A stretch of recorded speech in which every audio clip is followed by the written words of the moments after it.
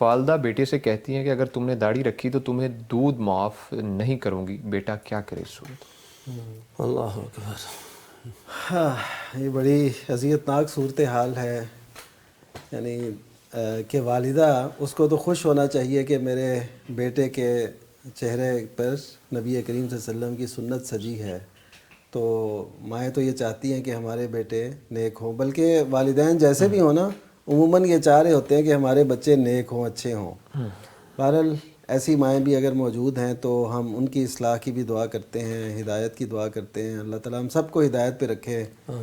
تو یہ اصل میں نا وہ معاشرتی اثرات ہیں، مغربی اثرات ہیں جو ہمارے معاشرے پہ پڑے، اور اب دین سے اس قدر دوری کہ اپنا بیٹا سنت رسول پہ عمل کرنا چاہتا ہے اور وہ آگے سے ایسے کہہ رہی. بلکہ ایسے ہوا، مجھے خود یاد ہے کہ جب داڑھی رکھی تو مجھے میرے کہنے لگے، عزیز تھے، کہنے لگے کہ آپ نے داڑھی رکھی ہے تو اس کو ذرا ٹھیک ٹھاک کر کے رکھیں، نہیں تو آپ اس کو یعنی استغفر اللہ سے کر لیں.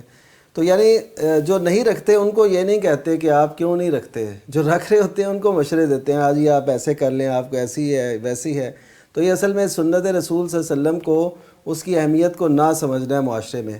تو یہ جو والدہ محترمہ ہیں ان سے ہم عرض کریں گے کہ ایسی کوئی شرط نہ لگائیں. لیکن اس لڑکے کے لیے یہ ہے کہ اس معاملے میں ان کو اپنی والدہ کی فرما برداری نہیں کرنی چاہیے، کیونکہ معاملہ ہے نبی کریم صلی اللہ علیہ وسلم کی سنت کا، آپ کے دین کا. تو اس حوالے سے وہ اگر نافرمانی کریں گے تو وہ ٹھیک کر رہے ہیں، ان کو کوئی اس بات کا گناہ نہیں ہوگا، کیونکہ وہ اصل میں یہی کہنا چاہتے ہیں کہ مجھے گناہ تو نہیں ہوگا.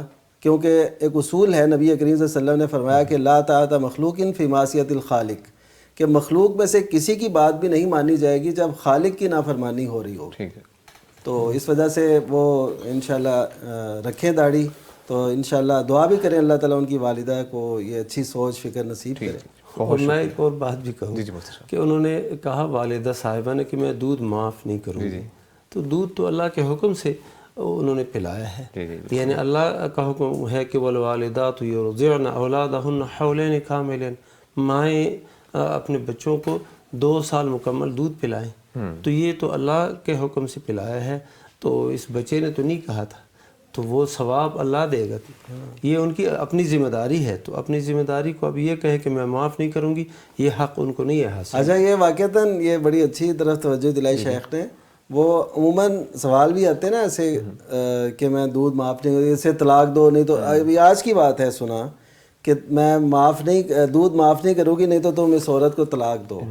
اب یہ یعنی یہ کہنا یہ درست نہیں ہے.